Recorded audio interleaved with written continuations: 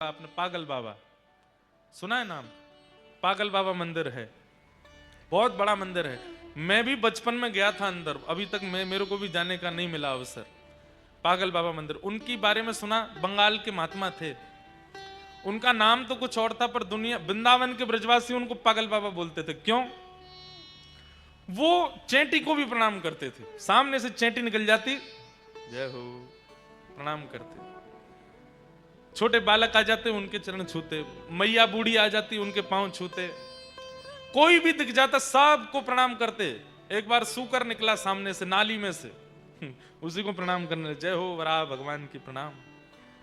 तो फिर ब्रजवासी कहते हैं, बाबा तू तो पागल है को दिखे। तो बाबा कहते, हाँ अमी पागल मानुष, अमी बूझते पारो ना, अमी पागल मानुष, मैं पागल हूं, मुझे कुछ समझ नहीं आता, मुझे सब में ठाकुर जी दिखते हैं।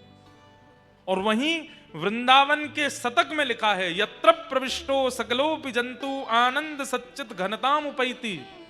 वृंदावन की सीमा में प्रविष्ट हो जाने के बाद एक छोटे से छोटा कीट भी ठाकुर जी का स्वरूप होता है। पढ़ते हम सब हैं, सुनते अब समय, मानता कोई नहीं। हम आपको डांट नहीं रहे, अपने ऊपर भी लागू करते हैं। हमारे मन में भी कई चीजों के प्रति नहीं आती भावना कि इसमें परमात्मा है। दोनों को करना है चेंज, मुझे भी आपको भी। धीरे धीरे धीमे धीमे सब में ठाकुर जी की भावना रखना प्रारंभ करो। श्रीनाथ जी इधर भी हैं, श्रीजी बाबा इधर भी हैं, लाडली जी यहां भी हैं, हमारे राधारमण जी इधर भी हैं। सर्वम खलु इदं ब्रह्म। तो पहला सत्य, दूसरा चैतन्य। जड़ हो, कैसी भी वस्तु हो, लिविंग थिंग हो, नॉन लिविंग थिंग हो, सब में ठाकुर जी हैं। भले ही सबके सामने प्रणाम मत करो, पर मानसिक प्रणाम तो कर ही लिया करो, इनमें भी ठाकुर जी। और अंतिम है आनंद। जीवन में कैसी भी स्थिति आ जाए, आप चित्त से अगर आनंदित रहते हैं तो एक प्रकार से आपके चित्त में श्री ठाकुर जी रहते हैं। जरा सी एक घटना हो जाती है, जरा सी कोई परेशानी आ जाती है, सिर पकड़ के बैठ गए, हाय राम जी का है गो, अरे अब कैसे होगा, अब क्या होगा, अब क्यों होगा, चिंता करने लगे, फोन घुमा रहे हैं, इससे पूछ उससे पूछ, ये कैसे। जरा सी बात पर इतनी विचलनता जिनको होती है, वो एक प्रकार से बुद्ध पुरुषों के सामने ये प्रमाणित कर रहे हैं कि उनके चित्त में ठाकुर जी नहीं है। ठाकुर जी होंगे तो कैसे होंगे? कोई घटना घटी, आपको फोन आया कि भैया आपके घर में या आपके परिवार में या आपके व्यापार में ऐसा ऐसा कुछ हो गया। सुन करके अच्छा कोई बात, अभी हमको 1 घंटा फोन मत करना, हाँ संभालो, थोड़ी देर बैठे हैं, श्री कृष्ण गोविंद हरे मुरारे, हे नाथ नारायण वासुदेव। हे ठाकुर जी, हे श्री जी, निश्चित ही आप कोई मंगल विधान सोच के बैठे हैं, और उसी मंगल विधान को पूर्ण करने के लिए आपने ये कुछ लीला रची होगी। सब मंगल में होगा, मुझे कोई चिंता नहीं है, बस चाहे जो हो जाए आप हमसे दूर मत जाना, आप हमसे दूर मत होना। व्यापार में कोई खपत हो जाए, परिवार में कोई रूठ जाए, कुछ हो जाए, श्री जी ठाकुर जी से प्रार्थना करना, हे श्री जी ठाकुर जी, आप सब मंगल सोचते हैं, जो विचार है आप सब कीजिए, पर बस आप दूर मत होना।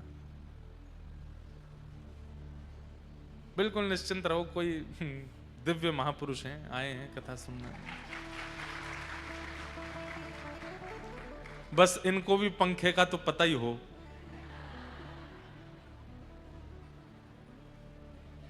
जय हो, वाह भैया।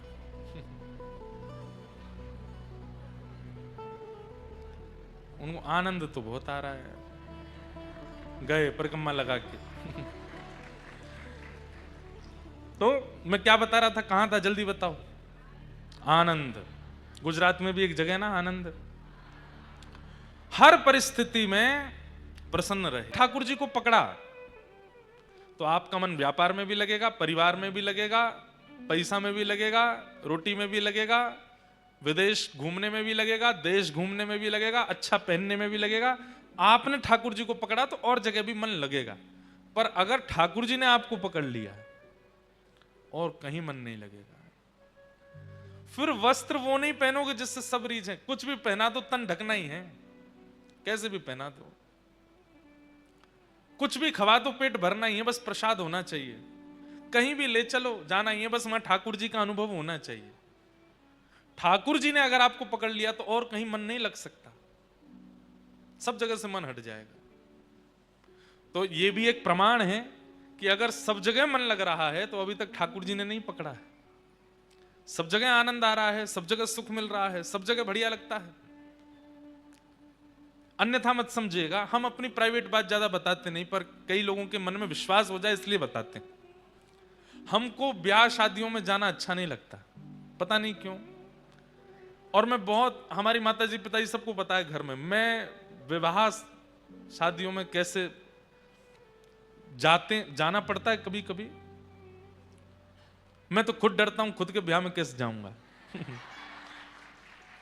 उसमें डर नहीं, मतलब ऐसा लगता है कि जोड़ी तो हमारे प्रिया प्रियतम की ही अच्छी है। अब चाहे जो कितना भी कोई दुल्हा सज धज के आ जाए, कितना भी कोई दुल्हन बढ़िया 2.5-3 किलो मेकअप लगा लावे, बढ़िया ठीक है, मंच पे वो लोग खड़े होते हैं, खूब पटाखे फूटते हैं, सब होता है, पर पता नहीं क्यों ऐसा लगता है कि नहीं, युगल तो हमारे प्रिय प्रियतम ही हैं, उनका ब्याहुला हो, उनका हो। अब सब कहता तो हूं मैं, कभी ना कभी हमारा ब्याह होएगा तो ये सब तो होएगा। और शायद यही एक स्थिति होगी जिसके कारण, अब कथा करते हैं, थोड़ा असर तो जीवन में पड़ता है ना, तो व्यावहारिक पारिवारिक व्यावहारिक जो क्रियाएं होती हैं उनमें कम रुचि बनती है। वो बनेगी ही, इतनी कथा कहते हैं, ठाकुर जी की सेवा करते हैं, तो कुछ तो असर पड़ेगा ना। और भी कई ऐसी स्थितियां हैं जिनमें रुचि कम लगती है। तो ये होता ही है, ठाकुर जी जिसको अपने पास खींचने लगते हैं धीरे धीरे, वो धीरे धीरे संसार की कई स्थितियों से अलग होता चला जाता है, थोड़ा विलग होता चला जाता है। सजल श्याम घन वरण लीन है, फिर चित अनत न भटक्यो, मेरो मन गिरधर छवि पे अटक्यो। तो श्री नाहरमल जी महाप्रभु जी के वियोग में इतने व्याकुल रहने लगे, 32 वर्ष हो गए उनको दूर रहे रहे, अब उनसे रहा नहीं गया। अब तो हाथ पांव जोड़े पूरे परिवार के, बोले मैं जा रहा हूं। और सब कुछ होते हुए भी सब छोड़ छाड़ करके वृंदावन आ गए। और जैसे ही वृंदावन पहुंचे, आहा, सीमा में प्रवेश करते ही मानो जैसे भूख प्यास निद्रा सब प्राप्त हो गई हो, नृत्य करने लगे, आनंदित हो गए। यह आनंद है। आज सोने में आनंद आता है, खाने में आनंद आता है, पीने में आनंद आता है, पर वो आनंद नहीं है, वो सुख है। बिना निद्रा के, बिना भोजन के, बिना पानी के आपको सुखी करने की सामर्थ्य केवल ठाकुर जी के धाम और ठाकुर जी की लीला और ठाकुर जी के दर्शन में है। निद्रा की इच्छा नहीं होगी। सुबह सुबह 4 बजे मंगला दर्शन होते हैं, 3 बजे लोग पहुंच जाते हैं, सोते कब हैं? सोए कब? हमारे श्री प्रेमानंद जी महाराज 2:30 बजे 3 बजे 4 बजे निकल पड़ते हैं। पहले तो 2:30-3 बजे निकलते थे। मैं कहता बाबा सोवे कम है, कब सोते हैं? उठ जाते हैं, उठ करके फिर पूरे दिन का उनका क्रम है बहुत कम। निद्रा कम हो जाती है, भोजन कम हो जाता है, जल कम हो जाता है, व्यवहार कम हो जाता है, लेकिन मुखमंडल का तेज, हृदय का आनंद, वाणी में सरसता, और बस उपस्थिति से सबके चित्त में सकारात्मकता सब प्रकट हो जाती है। क्यों? क्योंकि चित्त में आनंद है। वो आनंद तभी प्रकट होता है जब ठाकुर जी वर्ण करते हैं। आपके वर्ण करने से नहीं होगा। आप कितनों पकड़ो ठाकुर जी को, ठाकुर जी आपको पकड़ लें। सब छोड़ छाड़ करके वृंदावन आ गए, और वृंदावन आकर के नाहरमल जी ने जैसे ही श्री राधा वल्लभ जी के दर्शन किए, पितृवंश महाप्रभु के दर्शन किए, बस नेत्रों से अश्रुपात होने लगा। अब भले ही मेरे प्राण निकल जाएं। क्यों? सर्वस्व प्राप्त हो गया। महाप्रभु जी बोले, अरे नाहर मल तू काय को आ गए हो? सब तो हतो तेरे पास देव बन में, परिवार आदि सब। बोले सब हते, आप नहीं थे। सब थे, राधा वल्लभ जी नहीं थे, इसलिए आ गए। तो आनंद किसको कहते हैं? जहां सीमा पार हो जाए, लिमिट क्रॉस हो जाए, अवधि पार हो जाए, और तब भी आनंद घटे ना, तब भी वह प्रसन्नता घटे ना, उसको आनंद कहते हैं। और वही श्री कृष्ण है। पानी पूरी अच्छी लगती है, 10 पानी पूरी खा लो, 11 खा लो, 12 खा लो, 13वीं 14वीं में यम दिखने लगेंगे, ठाकुर जी नहीं दिखेंगे। रसगुल्ला बढ़िया लगते हैं, 6-7 खा लो, 8वें 9वें में यमदूत दिखने लगेंगे। वो रसगुल्ला ही यमराज जैसा लगेगा, भैया अब मत दो, ले जाओ, अब नहीं खाना। पर ठाकुर जी की भक्ति, ठाकुर जी की कथा, 3, 4, 5 घंटे निकल गए अगर कथा सुनते सुनते, उसके बाद घड़ी देख के चौंक जाएंगे, अरे 5 घंटे हो गए, मैं बैठा ही हूं, मैं सुन ही रहा हूं, मैं कैसे सुन सकता हूं। और उस समय पर अपने आप पर आश्चर्यचकित होकर के आपके नेत्रों से अश्रुपात हो जाए, वही आनंद है, वही श्री कृष्ण है। जहां अवधि पार हो जाए फिर भी सुख लगे, वही श्री कृष्ण। ऐसे भगवान के 3 रूप हैं, सत्य, चैतन्य और आनंद। 3 भगवान के कर्म हैं, विश्व की उत्पत्ति, पालन और संहार। उत्पन्न करना, फिर उसको पालन करना, अंत में संहार कर देना। तापत्रय विनाशाय, 3 प्रकार के तापों का जो नाश करते हैं, ऐसे श्री कृष्ण को हम बारंबार प्रणाम करते हैं। श्री कृष्णाय वयम नमः। बंधुओं, महात्म की चर्चा में सबसे पहले सौनकादि ऋषि 88,000 सौनकादि ऋषियों ने सूत जी महाराज से प्रश्न किया, भगवान भगवत प्राप्ति का कलिकाल में सर्वोत्कृष्ट साधन क्या है? ठाकुर जी को प्राप्त करने का कलयुग में सबसे श्रेष्ठ साधन क्या है? तब श्री सूत जी महाराज कहते हैं, श्रीमद् भागवती वार्ता, भागवत की कथा। आप चाहे हम खुद अनुष्ठान करते हैं, खुद यज्ञ करते हैं, खुद सब कुछ करते हैं, पर सबकी एक अवधि है, उतना ही करते हैं, पर बाकी के समय केवल और केवल कथा में ही रहते हैं। श्रीमद् भागवत की कथा सुनिए और उसको पालन करने लग जाइए, इसी से ही ठाकुर जी मिल जाएंगे। तत्श्रवण प्रपठन विचारण परो भक्त्या विमुच्येन नर। भागवत जी का आश्रय ले लीजिए, कथा से ही ठाकुर जी मिल जाएंगे। एक काशी में ब्राह्मण थे,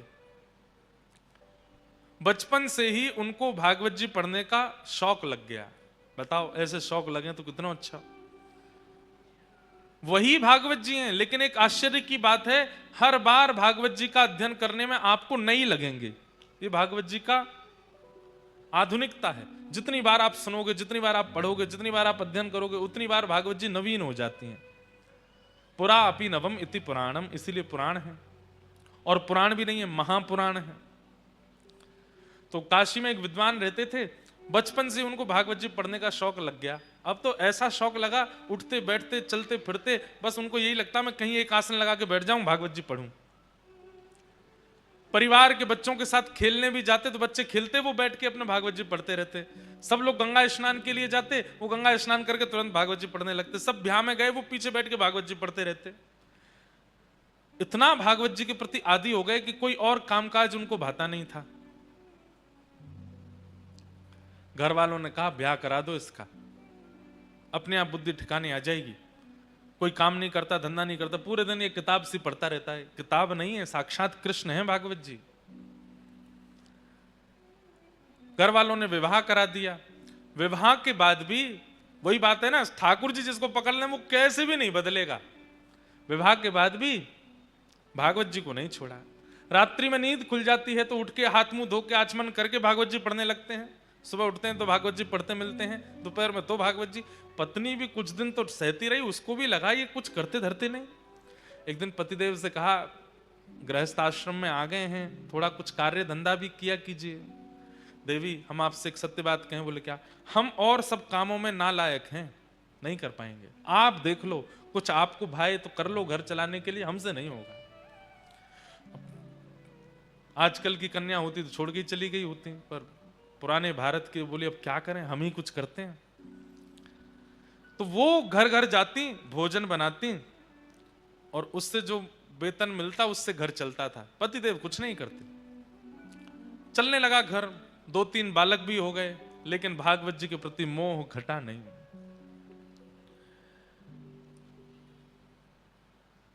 एक दिन कुछ संत आए घर में। अब इतनी कमाई तो होती नहीं थी पत्नी की, थोड़ी बहुत होती थी जिससे कि बच्चे और ये लोग प्रसाद पा लेते थे। आज का प्रसाद पा लिया, नया राशन शाम को लेके आना था बाजार से। उसी बीच में संतों की टोली आ गई। और प्राचीन भारत में संत जन बता करके पूछ करके नहीं आते थे, बस आ जाते थे। और द्वार पर आकर के बस प्रार्थना भी नहीं, द्वार पर आकर के बस कहते थे कि हम इतने संत हैं, हमारी व्यवस्था करो। अब घर, उस समय के भारत के लोग पूछते भी नहीं थे, व्यवस्था करते थे। संत आए, संत आ गए, आकर के घर में बैठ गए। पत्नी ने प्रणाम किया, पतिदेव भी आए, प्रणाम किया दोनों ने। बोले भगवान बड़ी कृपा, बोले हम 12 मूर्ति संत हैं, अयोध्या से आए हैं काशी दर्शन करने। आपके घर के बाहर तुलसी वन देख करके, गैया देख करके हमको लगा कोई विप्र ब्राह्मण हैं, हम 12 संत प्रसाद पाएंगे, तैयारी करो। पत्नी दौड़ी रसोई में, पीछे से ब्राह्मण देवता भी आए, देवी बनाओ। बोलो कहां से बनाए, सब तो खत्म हो गया, राशन लेकर के आना है। तो बोले 2 पैसा ले आए राशन। बोलो कहां से दें, सब खर्च हो गया इस महीने का,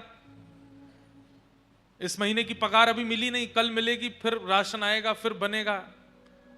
पत्नी तो व्याकुल हो गई, मैं हमेशा संभाल लेती हूं, इस बार आप संभाल लीजिए कुछ। अब पतिदेव बोले देवी तुम तो जानती हो हम तो कुछ करते धरते नहीं, हम पे तो 1 रुपया भी नहीं है, कैसे हम कैसे संभालें, कुछ तो कीजिए। कहीं से भी संत जन बैठे हैं, इधर जामे उधर जामे सब, लेकिन कोई व्यवस्था नहीं बनी। बहुत देर हो गई तो संत समझ गए कि यहां कोई व्यवस्था नहीं है, संकोच में ये हमसे बोल नहीं रहे हैं। संत जन अपने आसन लेके उठ गए, बोले बिटिया फिर कभी आएंगे, आज के लिए जय सिया राम कह करके चले गए। लेकिन आज इतने वर्ष बाद आज उसको बड़ी ग्लानि हुई और अपने पति से लड़ने लगी। आज आप भी अगर कुछ काम धंधा कर रहे होते तो घर की इतनी बुरी स्थिति नहीं होती। मैं घर घर जाती हूं, रोटी बनाती हूं, पगार मिलती, घर चलाती हूं, बच्चों को पढ़ाती हूं। अगर आप भी कुछ कर रहे होते तो कम से कम इतनी व्यवस्था तो होती कि कभी संत महापुरुष आ जाएं तो प्रसाद पवा दें। बस पूरे दिन भागवत जी भागवत जी भागवत जी। अरे बचपन से अब तक आप इतना भागवत जी का अध्ययन करते आए हैं, क्या दिया भागवत जी ने हमको, कुछ भी तो नहीं। आप कहते हैं इनको किताब मत बोलो, पुराण मत बोलो, ग्रंथ मत बोलो, कृष्ण है, कृष्ण है तो देते क्यों नहीं कुछ भी। इतना जीवन आपने समर्पित कर दिया, अपनी पत्नी का ध्यान नहीं रखते, बच्चों का ध्यान नहीं रखते, अपने पूरे खानदान का ध्यान आप नहीं रखते, पूरे दिन वो कृष्ण रूपी भागवत में लगे रहते हैं। क्या दिया भागवत जी ने हमको। जिस घर से संतों को भूखा जाना पड़ता हो, ऐसे घर में भागवत जी को मैं कृष्ण नहीं मानती। देवी ऐसा मत बोलो, तुम अभी जानती नहीं, वो साक्षात श्री कृष्ण है। मैं जब अध्ययन करता हूं मुझे नृत्य करते हुए बोलते हुए श्री कृष्ण दिखाई देते हैं। तो ऐसा है, फिर आज एक काम कीजिए। बोले क्या, अपनी उठाइए भागवत जी और चले जाइए, घर में संभाल लूंगी, बच्चों को मैं संभाल लूंगी, सर्वस्व आपकी भागवत जी हैं। जिन भागवत जी के कारण हमारे पति की स्थिति ऐसी, संतों को भूखा जाना पड़े, मैं उनको घर में नहीं रखने दूंगी। इतनी बड़ी बात हो गई। पत्नी के इतना बोलने पर पतिदेव बोले दुनिया कृष्ण को घर में बुलाती है, तुम घर से निकाल रही हो। देवी इससे ज्यादा अब मैं सुन नहीं सकता, अब तुम रहो अपने बच्चों के साथ प्रेम से, मैं चलता हूं। अपनी पोथी उठाई और रोते बिलखते ब्राह्मण देवता मेरे कृष्ण हैं, मेरे ठाकुर जी हैं, हृदय से लगा करके निकल गए। गंगा के तट पे जाकर बहुत रोए, बोले मुझे कुछ भी बोल देती, मेरे को मार भी दे, पीट भी दे, मैं सह लूंगा। हे ठाकुर जी, हे भागवत जी, आपके लिए क्यों कहा, मुझसे ये सहन नहीं होता।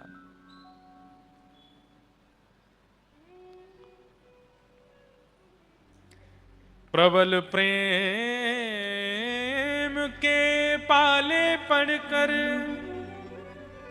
हरि को नियम बदलते देखा, अपना मान टले टल जाए, पर भक्त का मान न टलते देखा। जब रोने लगे वो ब्राह्मण देवता भागवत जी को हृदय से लगा के, ठाकुर जी से सहन नहीं हुआ। ठाकुर जी मन में विचार करने लगे, भैया ये 40-41 वर्ष के हो गए ब्राह्मण, और जब से इन्होंने होश संभाला तब से केवल भागवत जी का ही अध्ययन किया, भागवत जी का ही पाठ करते हैं, कुछ काम कुछ भी नहीं, सब कुछ मुझे अर्पित कर दिया, और आज भागवत जी के लिए 2 शब्द गलत सुन के घर से ही निकल गए। मैं जाऊंगा। और काशी में छोटे से गोपाल जी प्रकट हो गए, और प्रकट होकर के ऊंची धोती पहन करके, सिर पर बढ़िया स्वाफा बांध करके, और बढ़िया कजरारे नेत्र हैं ठाकुर जी के, हाथों में कड़ूला पहने हैं, पैरों में सुंदर पाजेब पहनी है, कमर में करधनी पहनी है, गले में कंठा और एक सुंदर बगनखा पहना है, कानों में छोटे छोटे सुंदर हीरे के मोती हैं। ऐसी अद्भुत छवि ठाकुर जी की, लेकिन अपने सिर पर डलिया लेकर के कुछ बेचने वाला व्यक्ति होता है, ऐसे बन करके निकले।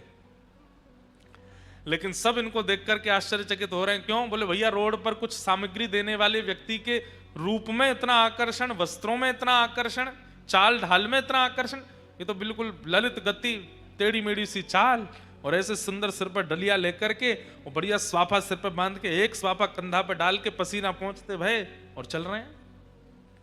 जो देखे वही इन पर लुभा जाए। पहुंच गए ब्राह्मण के घर पर, दरवाजा खटखटाया। पत्नी ने जैसे ही द्वार खोल करके देखा, छोटे से गोपाल जी, गदमदरा से हाथ, गदमदरा से पाम, नेक सो पेट निकरो भयो है, गले में सुंदर हार पहने हैं, हाथों में सुंदर मणि के सुंदर कड़ूला पहने हैं, सब चमक रहे हैं। देख करके वो भी आश्चर्यचकित, इतना प्यारा बालक, इतना सुंदर श्रृंगार करके ऐसे घूम रहा है। कहो बालक, तुम्हारी माता जी कहां है? कहां से आए हो? और इतने से तुम हो, और इतनी बड़ी डलिया भारी सिर पे लेके कहां घूम रहे हो? क्या चाहिए? देखो खाने पीने की वस्तु तो मेरे पास नहीं है, जल पिला सकती हूं। ठाकुर जी खड़े खड़े देख रहे हैं, और तुम इतने प्यारे हो, इतने सुंदर, माँ ने अकेले कैसे छोड़ दिए? कहां है तुम्हारी माता जी? तो ठाकुर जी उसको इशारा करते हैं, हम पे बोलना नहीं आता। अच्छा गूंगे हो? ठाकुर जी बोले अच्छा गूंगे हो, कुछ लिखने को दूं? लिख के बताओगे? बोले हाँ। लिखने के लिए कुछ दिया, तो ठाकुर जी उस पर लिख रहे हैं। क्या लिखे? बोले आपके पति जो हैं उनका मैं सेठ हूं, आपके पतिदेव का मैं सेठ हूं, वो मेरे यहां पर गुप्त नौकरी करते हैं, और बचपन से मेरे यहां नौकरी कर रहे हैं, आज तक अपनी पगार नहीं लेकर के गए। आज मुझे कैसे भी करके पता चला कि उनको धन की बड़ी आवश्यकता है, तो 12 वर्ष की आयु से लेकर के 41 वर्ष की आयु तक उन्होंने जितना भी मेरे यहां कार्य किया, उसकी जो पगार होनी चाहिए वो सब लेकर के आया हूं, आपके द्वार पर रख करके जा रहा हूं, उनको दे दीजिएगा। ऐसा कह करके लिख करके उसको पकड़ा दिया। अब वो पढ़ने लगी, पढ़ते पढ़ते पढ़ते अंत में सोच भी रही है, इतने छोटे से सेठ जी हैं हमारे पतिदेव के। जैसे देखा तो डलिया रखी है, ठाकुर जी तो अंतर ध्यान हो गए वहां से। डलिया के ऊपर से जैसे ही वस्त्र हटाया, ऐसी ऐसी मणियां रत्न आभूषणों से जड़ित, और इतने सुंदर सुंदर उसमें स्वर्ण के आभूषण, मणियां, हीरे, जवाहरात सब चमक रहे हैं। अरे काशी के नरेश के पास भी इतनी संपत्ति नहीं होगी जितनी संपत्ति और बहुमूल्य मणियों को देख करके वो बालक गए। पत्नी की तो आंखें खुली रह गई, बोले कि पतिदेव इतनी बड़ी नौकरी करते थे, आज तक नहीं बताया। डलिया उठाने लगी तो उठी नहीं, बच्चों को बुलाया, 3-4 बच्चे स्वयं लगे तो जैसे तैसे खिसका के भीतर लाए। इतनी धन संपत्ति देख करके पत्नी तो बड़ी व्याकुल हो गई। छोटे वाले बालक को भेजा, जाओ पिताजी को ढूंढो, गंगा के तट पर होंगे, उनसे कहो जल्दी आमे लौट करके, माँ ने बढ़िया पकवान बनाए हैं घर में। बालक दौड़ा दौड़ा गया तो वहां पर भागवत जी का पाठ कर रहे थे, अश्रुबिंद गिर रहे हैं। पिताजी जल्दी घर आइए, मैया ने बहुत सुंदर पकवान बनाए हैं आपके लिए, वो प्रतीक्षा कर रही हैं, आप पाएंगे तभी पाएंगे, जल्दी आ जाइए। ब्राह्मण देवता सोचने लगे, लड़ने के बाद पकवान कौन बनाता है घर में? हमको घर से निकाल दिया, इतना सब कुछ बड़ा बुला बोल दिया, और सुबह संतों को पवाने के लिए एक फूटी कौड़ी नहीं थी, अब पकवान बनाए हैं। चलो भागवत जी का पाठ पूर्ण करके हृदय से लगा के गए। लौट करके घर जैसे ही आए, द्वार खटखटाया। इतने में तो पत्नी उसमें से कुछ स्वर्ण लेकर के बढ़िया साड़ी आड़ी खरीद के बढ़िया सुंदर तैयारियां करके आ चुकी है घर पर, पूरा घर सजा दिया।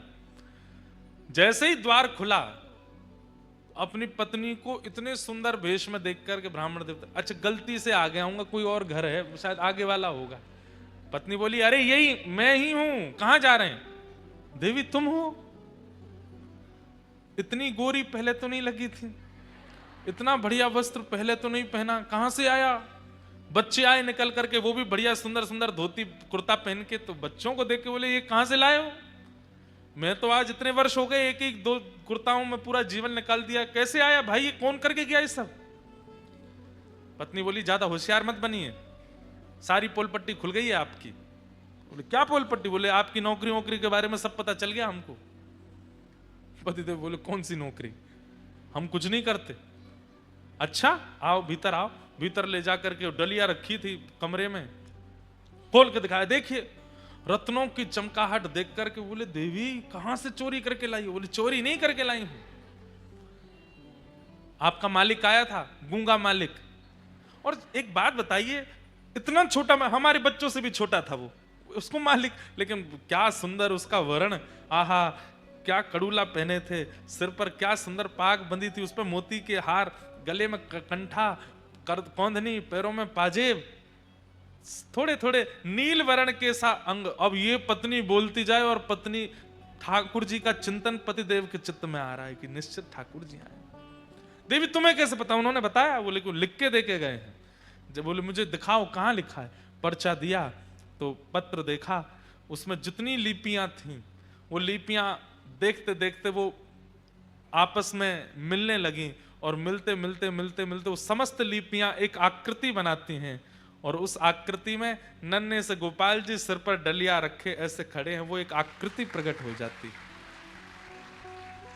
नेत्र सजल हो गए, बेहोश हो गए ब्राह्मण देवता, होश में आए तो रोने लगे। देवी वो कहां गए, कहां चले गए, मुझे बताओ ना। अरे सेठ जी हैं, तुम्हें तो पता होगी कहां है। अरे वो सेठ मेरे नहीं है, पूरे विश्व के सेठ हैं, साक्षात ठाकुर जी आए थे। और ये जो बात कहकर के गए ना कि मैंने जीवन भर उनके यहां नौकरी की है, ये भागवत जी ही, मैं अकिंचन भाव से भागवत जी का जो पाठ करता था उसी का वो पूर्ण जो भी मैंने किया है उसका वो सब वेतन देने के लिए आए थे। श्रीमद् भागवत जी को तुम कृष्ण नहीं मानती, वो भागवत जी कृष्ण स्वरूप ही आए थे और ये सब दे करके गए। श्रीमद् भागवत ग्रंथ नहीं है, पोथी नहीं है बंधु, आज आ गए हैं। प्रयास कीजिएगा, अपना आसन संग लेकर के आइए, जिस स्थान पर बैठे हैं नित्य उसी स्थान पर बैठिए, एक एक शब्द ध्यान से सुनिए, और सुनने के बाद अपने जीवन में उतारना प्रारंभ कर दीजिए। एक क्षण की भी कथा छूटे ना। आप अनुभव करेंगे, 8वें दिन से ही स्वप्न में, अनुभव में, किसी कृपा से ठाकुर जी की अनुभूति होने लग जाएगी। भागवत जी की ऐसी कृपा है। श्रीमद् भागवत साक्षात कृष्ण की प्राप्ति कराती है। 5 वर्ष की भागवत जी की सेवा का फल हमको मिला। श्री गिरधर लाल जी 5 वर्ष की सेवा होते ही गिरधर लाल जी मिल गए। 5 साल हुए थे कथा करते हुए, तब लाल जी आए। उसके बाद 5 साल और हो गए, 10 साल हो गए। अब 5 साल होते ही अब जनवरी में श्री जी भी आ जाएंगे, तो श्री राधा गिरधर लाल हो जाएंगे। हम तो अपना प्रमाण दे रहे हैं कि हमें 5 वर्षों में ठाकुर जी कुछ कुछ प्रदान कर देते हैं अपने रूप को। आपको नहीं देंगे,